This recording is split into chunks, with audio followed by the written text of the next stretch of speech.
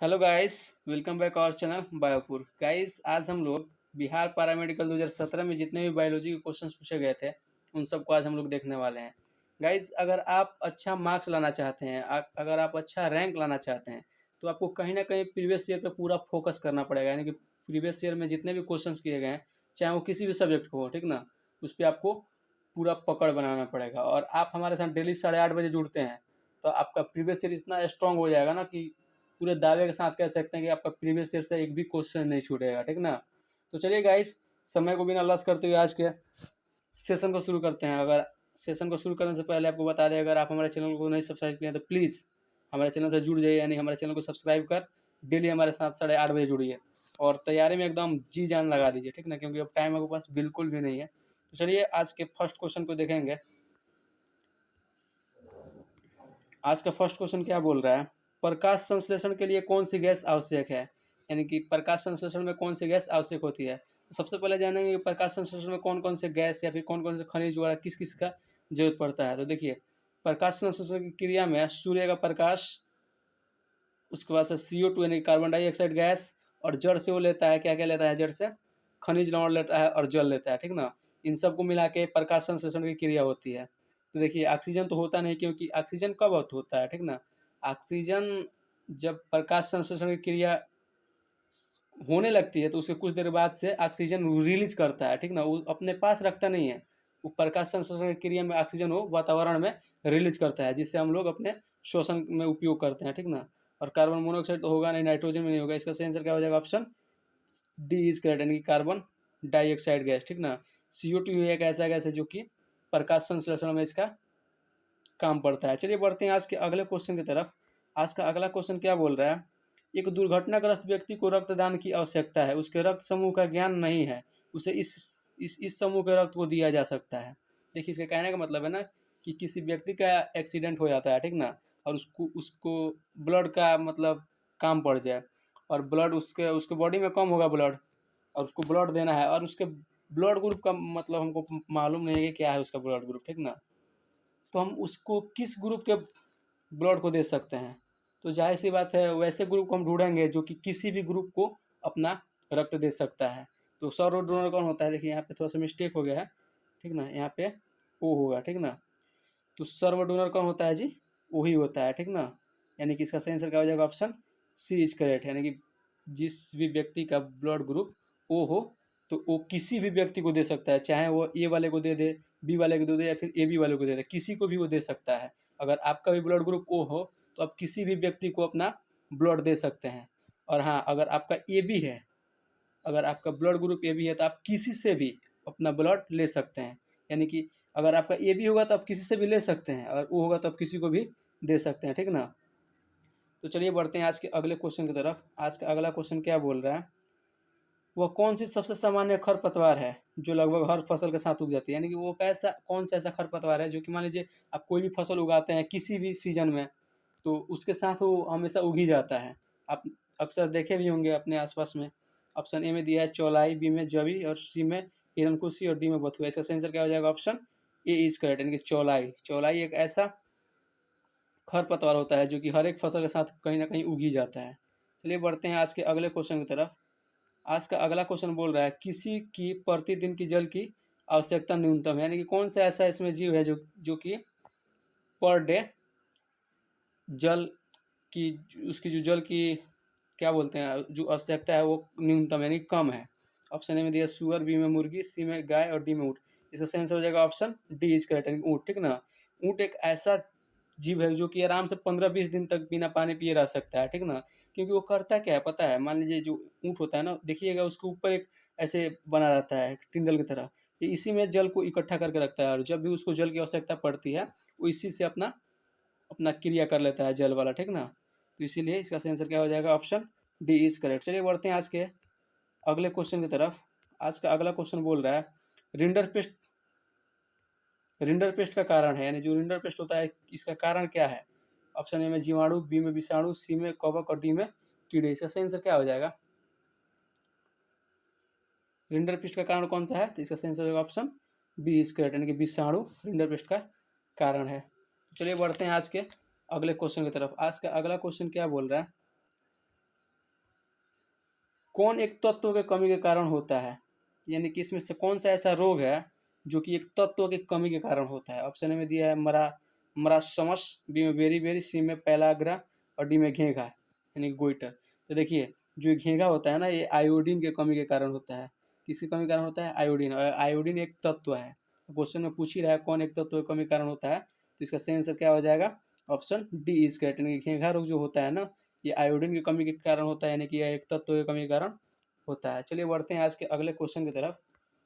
आज का अगला क्वेश्चन क्या बोल रहा है? कौन एक हार्मोन है, यानी कि कौन एक हार्मोन नहीं है, यानी कि इन चारों में से कौन सा एक ऐसा है जो कि हार्मोन नहीं है। देखिए इंसुलिन ये तो एक हार्मोन है, और थायरोक्सिन ये भी एक हार्मोन है। और थायरोक्सिन जो है ना, कहाँ से स्रावित होता है?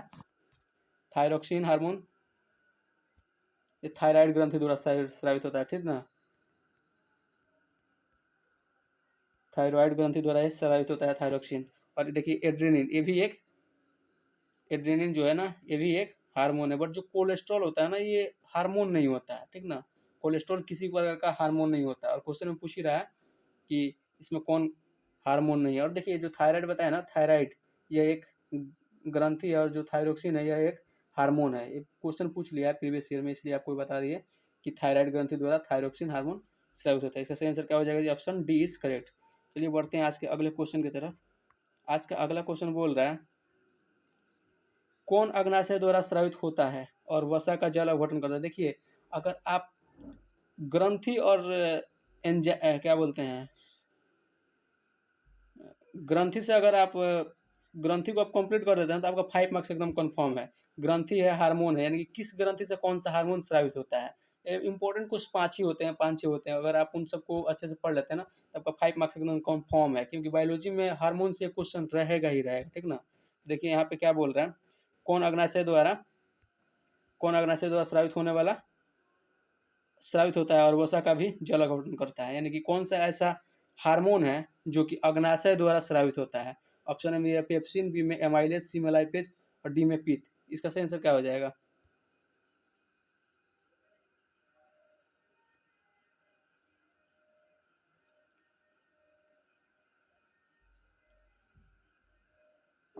हाँ जी, इसका सही आंसर क्या हो जाएगा? कौन अग्नाशय द्वारा स्रावित होता है जी? इसका आंसर आपको कमेंट सेक्शन में देना है, ठीक ना। अगर ये वीडियो जो इस वीडियो के कमेंट सेक्शन में आपको इसका आंसर देना है। ये क्वेश्चन 15 नंबर आपके लिए। चलिए बढ़ते हैं आज के अगले क्वेश्चन की तरफ। आज का अगला क्वेश्चन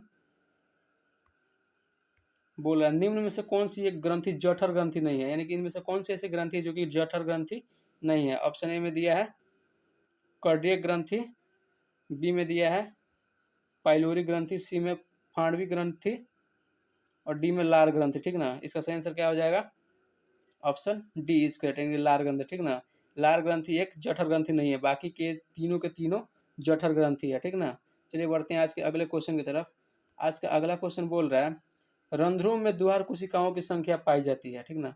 अब देखिए आपने प्रकाश संश्लेषण का तो नाम सुना है, बट आप कभी ये सोचे हैं कि जो प्रकाश संश्लेषण की क्रिया में जो पेड़ पौधे हमसे कार्बन डाइऑक्साइड गैस ऑब्जर्व करते हैं और वो ऑक्सीजन रिलीज करते हैं, वो किस माध्यम से करते हैं, यानी कि वो कहाँ से करते हैं? क्या तना से करते हैं, जड़ से करते हैं, पत्ती से करते हैं? और पत्ती से कर देखिए आपको बता दें कि वो पत्ती से करते हैं, लेकिन पत्ती में जो किसके माध्यम से करते हैं, तो देखिए ये पत्ती हो गया ना, तो पत्ती में छोटे छोटे रंध्र होते हैं, ठीक ना। उन्हीं रंध्रों के माध्यम से वो कार्बन डाइऑक्साइड गैस लेते हैं और ऑक्सीजन को रिलीज करते हैं, ठीक ना। अब क्वेश्चन वही पूछ रहा है रंध्रों में द्वार कोशिकाओं की संख्या होती है। जो रंध्र होते हैं ना, उसमें कितने द्वार होते हैं? तो उसमें 2 द्वार होते हैं, ठीक ना। रंध्र में कितने द्वार होते हैं? 2 द्वार होते हैं, जिसमें से एक कार्बन डाइऑक्साइड गैस को लेते हैं और एक दूसरे से ऑक्सीजन को छोड़ते हैं, ठीक ना। इसका सही आंसर क्या हो जाएगा? ऑप्शन बी इज करेक्ट, ठीक ना। क्या हो जाएगा इसका सही आंसर? Option B. रंध्रों में द्वार कोशिकाओं की संख्या 2 होती है। चलिए बढ़ते हैं आज के अगले क्वेश्चन की तरफ। आज का अगला क्वेश्चन क्या बोल रहा है यदि एक मनुष्य में प्रत्यवर्ती क्रिया नहीं हो रही हो तो उसके तंत्रिका तंत्र का कौन सा भाग क्षतिग्रस्त है। देखिए अगर मान लीजिए आपके खाने के बाद आपके खाने में कुछ भी प्रॉब्लम आ रहा है, यानी कि आपके पाचन में कोई प्रॉब्लम आ रहा है, तो जाहिर सी बात है आपको ये कि हमारे लीवर में प्रॉब्लम हो रहा है। अगर आपको अपने आँख से दिखाई नहीं दे रहा है तो आपको जाहिर सी बात है बोलिएगा कि मेरे आँख में प्रॉब्लम है। वैसे ही यहाँ पे पूछ रहा है यदि एक मनुष्य में प्रतिवर्ती क्रिया है, ठीक ना, एक प्रतिवर्ती क्रिया होती है वो नहीं हो रही है, हैं, तो उसके तंत्रिका तंत्र का कौन सा भाग क्षतिग्रस्त है? जो प्रतिवर्तीय क्रियाएं होती है ना, ये तंत्रिका तंत्र में होती है। तो वहीं इसका पूछने का मेन रीजन है कि जो प्रतिवर्ती क्रियाएं होती है वो अगर नहीं हो रही है तो हम किसको दोषी ठहराएंगे, यानी कि हमारे बॉडी के कौन सा ऐसा ऑर्गन है जो कि सही से काम नहीं कर रहा है, वो क्षतिग्रस्त है, तो हो जाएगा मेरुरज्जु, ठीक ना। अगर मेरुरज्जु अच्छे से काम ना करे तो प्रतिवर्ती क्रियाएं सही से नहीं होगी, यानी कि बिल्कुल भी नहीं होगी। चलिए बढ़ते हैं आज के अगले क्वेश्चन की तरफ। आज का अगला क्वेश्चन क्या बोल रहा है? जैव गैस उत्पादन में प्रयुक्त जीवाणु समूह है। देखिए जो जैव गैस है ना, इसको जब उत्पादित किया जाता है, इसको जब प्रोड्यूस किया जाता है तो इसमें जीवाणुओं का समूह लगता है। और वही क्वेश्चन में पूछ रहा है कि वो जीवाणु का समूह कौन सा है। ऑप्शन ए में दिया है यू बैक्टीरिया, बी में ऑर्गेनोट्रॉफ, सी में मिथेनोट्रॉफ और डी में मेथेनोजन। इसका सही आंसर हो जाएगा ऑप्शन डी इज करेक्ट, ठीक ना। यानी कि मेथेनोजन एक ऐसा समूह है, जीवाणु का ऐसा समूह है जो कि जैव गैस उत्पादन में प्रयुक्त होता है। चलिए बढ़ते हैं आज के अगले क्वेश्चन की तरफ। आज का अगला क्वेश्चन क्या बोल रहा है? रुधिर का थक्का बनाने के लिए आवश्यक है।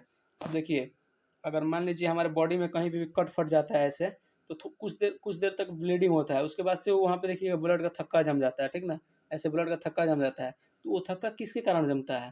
ऑप्शन ए में दिया सोडियम क्लोराइड, बी में थ्राम्बिन, सी में पोटेशियम, डी में कैल्शियम। इसका सही आंसर हो जाएगा ऑप्शन डी इज करेक्ट, यानी कि कैल्शियम के कारण वो थक्का बना देता है, ठीक ना। चलिए बढ़ते हैं आज के अगले क्वेश्चन की तरफ। आज का अगला क्वेश्चन क्या है? निम्न में से कौन सा को एंजाइम है, यानी कि इन चारों एंजाइम में से कौन सा ऐसा एंजाइम है जो कि को एंजाइम है? तो देखिए ऑप्शन ए में दिया है निकोटिनेमाइड, देखिए निकोटिनेमाइड को ही को एंजाइम कहते हैं। बी में दिया है राइबोफ्लेविन, एक ये भी एक को एंजाइम है। और सी भी पेंटोथेनिक अम्ल, ये भी एक को एंजाइम है। तो यानी कि इसका सही आंसर का जवाब ऑप्शन डी इज करेक्ट, यानी कि तीनों के तीनों ये को एंजाइम ही है। चलिए बढ़ते हैं आज के अगले क्वेश्चन की तरफ। आज का अगला क्वेश्चन क्या बोल रहा है? निम्न में से कौन सा कोशिकांग है जो प्रोकैरियोटिक तथा यूकैरियोटिक दोनों कोशिकाओं में पाया जाता है? देखिए जो सेल होता है ना, टू टाइप्स का होता है, एक प्रोकैरियोटिक कोशिका और दूसरा यूकैरियोटिक कोशिका, ठीक ना। तो ये पूछ रहा है कि कौन सा ऐसा कोशिकांग है जो कि प्रोकैरियोटिक तथा यूकैरियोटिक दोनों कोशिकाओं में पाया जाता है? तो देखिए ऑप्शन ए में दिया सेंट्रोसोम, बी में परऑक्सीसोम, सी में राइबोसोम, डी में केंद्रक। इसका सही आंसर हो जाएगा ऑप्शन सी इज करेक्ट, यानी कि राइबोसोम एक ऐसा कोशिकांग है जो कि प्रोकैरियोटिक तथा यूकैरियोटिक दोनों कोशिकाओं में पाया जाता है। चलिए बढ़ते हैं आज के अगले क्वेश्चन की तरफ। आज का अगला क्वेश्चन बोल रहा है माइकोप्लाज्मा जीवाणु से भिन्न है क्योंकि उनमें नहीं पाया जाता है, यानी कि जो माइकोप्लाज्मा है ना, वो जीवाणु से अलग होता है। तो उसमें क्या ऐसा चीज होता है जो कि नहीं पाया जाता है? इसका सही आंसर हो जाएगा ऑप्शन सी इज करेक्ट, यानी कि कोशिका भित्ति माइकोप्लाज्मा में नहीं पाया जाता है, बाकी जीवाणु में कोशिका भित्ति पाया जाता है, ठीक ना। चलिए बढ़ते हैं आज के अगले क्वेश्चन की तरफ। आज का अगला क्वेश्चन बोल रहा है मादा में सहायक लैंगिक लक्षणों को बढ़ावा देता है, यानी कि जो फीमेल होती हैं उनमें जो लैंगिक लक्षण होते हैं उनको बढ़ावा कौन देता है? वो कौन सा हार्मोन है कि जो उसको बढ़ावा देता है? इसका सही आंसर हो जाएगा ऑप्शन सी इज करेक्ट, यानी कि एस्ट्रोजन एक ऐसा हार्मोन है जो कि मादा सहायक लैंगिक लक्षणों को बढ़ावा देता है। चलिए बढ़ते हैं आज के अगले क्वेश्चन की तरफ। आज का अगला क्वेश्चन क्या बोल रहा है? निम्न में से कौन सा जीवाणु जनित रोग है, यानी कि चारों रोगों में से कौन सा ऐसा रोग है जो कि जीवाणु के द्वारा होता है? तो इसका सही आंसर क्या हो जाएगा? ऑप्शन डी इज करेक्ट, यानी कि क्षय रोग जो है ना, ये जीवाणु के कारण होता है, क्षय रोग जीवाणु के कारण होता है। चलिए बढ़ते हैं आज के अगले क्वेश्चन की तरफ। आज का अगला क्वेश्चन क्या बोल रहा है? मरुद्भिद पौधे का लक्षण नहीं है, यानी कि इन चारों में से कौन सा ऐसा पौधा है जो जिनमें मरुद्भिद का लक्षण नहीं है? देखिए ऑप्शन ए में दिया है विकसित जड़। देखिए ये मरुद्भिद का लक्षण है। देखिए मरुद्भिद से आप क्या समझते हैं, ठीक ना। मरुद्भिद ये नाम ही से स्पष्ट है, मरुद्भिद यानी कि मृदा, ठीक ना। जो मृदा पे पौधे उत्पन्न होते हैं उन्हें मरुद्भिद पौधे बोलते हैं। और एक होता है जलोद्भिद। क्या होता है जी? एक होता है जलोद्भिद, यानी कि जो पौधे जल में उत्पन्न होते हैं उन्हें जलोद्भिद कहते हैं, और जो स्थल पर उगते हैं उन्हें मरुद्भिद बोलते हैं। और यहाँ पे पूछ रहा है मरुद्भिद पौधे का लक्षण नहीं है, यानी कि ऐसा कौन सा पौधा है जिसमें मरुद्भिद पौधे का लक्षण नहीं है? अगर मरुद्भिद पौधे का लक्षण नहीं होगा तो जाहिर सी बात है उसमें जलोद्भिद का लक्षण होगा, और क्वेश्चन में ही पूछ ही रहा है। तो देखिए विकसित जड़ होता है ना, ये मरुद्भिद का लक्षण होता है, तो ये तो आंसर इसका होगा नहीं। बी में वायु तक, देखिए यही इसका सही आंसर हो जाएगा, यानी कि वायु तक जो होता है ना, यह एक प्रकार का जलोद्भिद पौधा होता है, जलोद्भिद पेड़ होता है। इसी में दिया मोटा रंध्र। देखिए जो जो पौधे जो पेड़ पौधे अगर स्थल पे पाए जाते हैं उनका जो रंध्र होता है, अभी आपको बताए थे कि 2 रंध्र होते हैं एक पत्ती में, रंध्र होता है, 2 रंध्र द्वार होते हैं। तो देखिए उसमें मोटा-मोटा रंध्र होता है, जो स्थल पे पेड़-पौधे होते हैं ना उसमें मोटा-मोटा रंध्र होता है, लेकिन जो जल में पौधे होते हैं उनका रंध्र पतला-पतला एकदम छोटा-छोटा होता है, यानी कि न दिखने के बराबर, ठीक ना। तो इसका सही आंसर क्या हो जाएगा, ऑप्शन बी इज करेक्ट, यानी कि मरुद्भिद पौधे का लक्षण वायु तक नहीं दर्शाता है। चलिए बढ़ते हैं आज के अगले क्वेश्चन की तरफ। आज का अगला क्वेश्चन क्या बोल रहा है, गेम्बुसिया है। गेम्बुसिया क्या है जी, मच्छर के लार्वा खाने की मछली है। चलिए बढ़ते हैं आज के अगले क्वेश्चन की तरफ। आज का अगला क्वेश्चन बोल रहा है सिफिलस एक लैंगिक संचारित रोग है, यह किसके कारण होता है। देखिए जो सिफिलस है ना, यह एक रोग है, और एक ऐसा रोग है जी, लैंगिक संचारित रोग है। ऐसे भी क्वेश्चन पूछ सकता है कि सिफिलिस सिफिलिस क्या है, तो यह एक लैंगिक संचारित रोग है। तो सिफिलिस एक लैंगिक संचारित रोग है, यह किसके कारण होता है। ऑप्शन में दिया ट्रिप्रोनेमा पेरिडम, बी में लेप्टोस्पाइरा, सी में पास्चुरेला और डी में विब्रियो।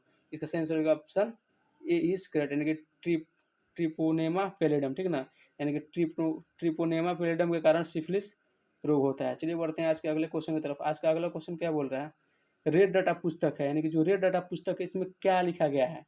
देखिए इसका सही आंसर हो जाएगा ऑप्शन डी इज करेक्ट। इस पुस्तक में जो जितने भी जीव जंतु, यानी कि जितने भी जीव जंतु हैं जो लुप्त हो चुके हैं, यानी कि हमारे पृथ्वी से वो गायब हो चुके हैं, अब वो नहीं है, उनके बारे में लिखा है। और उसके साथ साथ जो भी जीव एकदम मतलब वो अब दुर्लभ हो गए हैं, यानी कि वो एकदम लुप्त होने के कगार पे हैं, ठीक ना, उनके भी बारे में इन पुस्तक में लिखा गया है। यानी कि जो लुप्त हो गए वो, और जो लुप्त होने वाले हैं कुछ सालों में, 2 साल 3 साल 4 साल, इन सालों में लुप्त होने वाले हैं, इन दोनों के बारे में इन पुस्तक में लिखा गया है। तो इसका सही आंसर क्या हो जाएगा, रेड डाटा पुस्तक क्या है, एक ऐसी पुस्तक जिसमें दुर्लभ तथा विलुप्त जातियों की सूची है। चलिए बढ़ते हैं आज के अगले क्वेश्चन की तरफ। आज का अगला क्वेश्चन क्या बोल रहा है, अंडवाहिनी के शल्य क्रिया द्वारा निष्कासन अथवा काटने व बांधने की क्रिया को कहते हैं। देखिए जो फैलोपियन नलिका होती है ना फीमेल में, जो फैलोपियन नलिका होती है उसको काटकर अच्छे से बांध दिया जाता है, जिस कारण अंड का द्वार बंद हो जाता है, जिस कारण कि अब फर्टिलाइजेशन की क्रिया नहीं होती है। और फर्टिलाइजेशन की क्रिया नहीं होगी तो जाहिर सी बात है कि फर्टिलाइजेशन नहीं होगा तो एक औरत एक बच्चे को जन्म नहीं दे सकती है, ठीक ना, यानी कि उसमें भ्रूण का विकास होगा ही नहीं। तो यही इसमें इसका पूछने का मतलब है, काटने की क्रिया को क्या कहते हैं, तो उसको बोलते हैं महिला नसबंदी, यानी कि ट्यूबेक्टोमी, ठीक ना। चलिए बढ़ते हैं आज के अगले क्वेश्चन की तरफ। आज का अगला क्वेश्चन क्या बोल रहा है, थाइमोसिन हार्मोन स्रावित होता है। देखिए बहुत ही इंपॉर्टेंट क्वेश्चन, थाइमोसिन हार्मोन, आपसे बोले ना हार्मोन से एकदम कन्फर्म है, आपको 5 मार्क्स देखे ही जाएगा हार्मोन, ठीक ना। थाइमोसिन हार्मोन स्रावित होता है, तो ये किस ग्रंथि के द्वारा स्रावित होता है थाइमोसिन हार्मोन। इसका सही आंसर क्या हो जाएगा, ऑप्शन डी इज करेक्ट, यानी कि थाइमस ग्रंथि द्वारा। देखिए यहाँ पे कंफ्यूज नहीं होना है, अगर थाइमोसिन दे तो थाइमस ग्रंथि द्वारा, अगर और एक होता है थायरॉक्सिन, क्या होता है जी, थायरॉक्सिन, एक होता है थायरॉक्सिन जो कि थायराइड ग्रंथि द्वारा स्रावित होता है थायरॉक्सिन, और थाइमोसिन दे तो थाइमस ग्रंथि द्वारा होता है। इसमें कंफ्यूज नहीं होना है, इसका आंसर क्या होगा option, option D is correct, ठीक ना। इसका आंसर क्या होगा ऑप्शन डी इज करेक्ट। चलिए बढ़ते हैं आज के अगले क्वेश्चन की तरफ। आज का अगला क्वेश्चन क्या बोल रहा है, पेशियों में पाया जाने वाला संग्रहित खाद्य पदार्थ कौन सा है, यानी कि जो पैसा खाद्य पदार्थ जो कि पेशियों में पाया जाता है। ऑप्शन ए में दिया प्रोटीन, बी में फास्फोजन, सी में लिपिड और डी में ग्लाइकोजन। इसका सही आंसर क्या हो जाएगा, ऑप्शन डी इज करेक्ट, यानी कि ग्लाइकोजन पेशियों में पाया जाने वाला खाद्य पदार्थ होता है। चलिए बढ़ते हैं आज के अगले क्वेश्चन की तरफ। आज का अगला क्वेश्चन क्या बोल रहा है, शरीर की सबसे लंबी अस्थि है। देखिए बहुत ही इंपॉर्टेंट क्वेश्चन आ गया, यानी कि देखिए आपको ये जीके में भी क्वेश्चन दे सकता है, बट आपको यहाँ पे बायोलॉजी में बता रहे हैं क्योंकि बायोलॉजी में पूछा हुआ क्वेश्चन है 2017 में। शरीर की सबसे लंबी अस्थि कौन है, यानी कि हमारे बॉडी में कौन सी ऐसी हड्डी है जो कि सबसे लंबी होती है। इसका आंसर हो जाएगा ऑप्शन बी इज करेक्ट, यानी कि जो फीमर है ना, फीमर, ये हमारे शरीर की सबसे लंबी अस्थि है, और ये कहाँ पाया जाता है, हमारे जांघ में पाया जाता है, ठीक ना, हमारे जांघ में हड्डी पाई जाती है जो कि सबसे लंबी होती है। चलिए बढ़ते हैं आज के अगले क्वेश्चन की तरफ। आज का अगला क्वेश्चन क्या बोल रहा है, मनुष्य के मस्तिष्क में ताप नियामक केंद्र है, यानी कि हमारे मस्तिष्क में कौन सा ऐसा अंग है जो कि टेम्परेचर को नियंत्रित करता है। ऑप्शन ए में दिया हाइपोथैलेमस, बी में अनुमस्तिष्क, सी में पश्च मस्तिष्क, डी में कोई नहीं। इसका सही आंसर क्या हो जाएगा, ऑप्शन ए इज करेक्ट, कि जो हाइपोथैलेमस होता है ना वही हमारे बॉडी के टेम्परेचर को कंट्रोल करता है, ठीक ना। चलिए बढ़ते हैं आज के अगले क्वेश्चन की तरफ। आज का अगला क्वेश्चन क्या बोल रहा है, मनुष्य के कार्डियक चक्र का समय होता है, यानी कि मनुष्य में जो कार्डियक चक्र का समय होता है वो कितना होता है। इसका सही आंसर हो जाएगा option C is correct, 0.85 second. कितना होता है जी, 0.85 सेकेंड। तो यहाँ पे देखिए 5 नहीं दिया है, कोई नहीं, यही इसका सही आंसर होगा, ऑप्शन सी इज करेक्ट। तो देखिए आज इसी के साथ आज के सेशन को यहीं पे एंड करते हैं। तब तक के लिए bye bye, take care, thank you.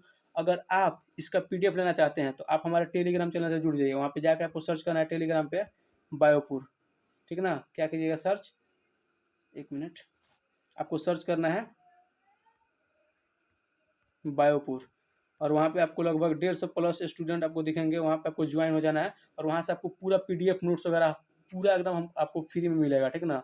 इसके अलावा अगर आप 2017 का पहले जितने भी क्वेश्चन बायोलॉजी में किए गए हैं, यानी कि 2010 से लेके 2016 तक, सबका लिंक डिस्क्रिप्शन में दे दिया गया है। आप वहाँ से जाकर सब वीडियो को वॉच करके और इसका पीडीएफ लेके अच्छे से प्रीवियस ईयर पे अपना पकड़ बना सकते हैं, ठीक ना। और इसके आगे जितना भी प्रीवियस ईयर है, फिर उसके अलावा और भी कुछ इंपॉर्टेंट क्वेश्चन को आप करना चाहते हैं, तो आप हमारे चैनल से जुड़ जाइए। हमारे चैनल को सब्सक्राइब कर बेल आइकन को प्रेस कर लीजिए और डेली 8:30 बजे हमारे साथ लाइव क्लास में जुड़ जाइए। चलिए इसी के साथ आज के सेशन को एंड करते हैं। तब तक के लिए bye bye, take care, thank you, good night.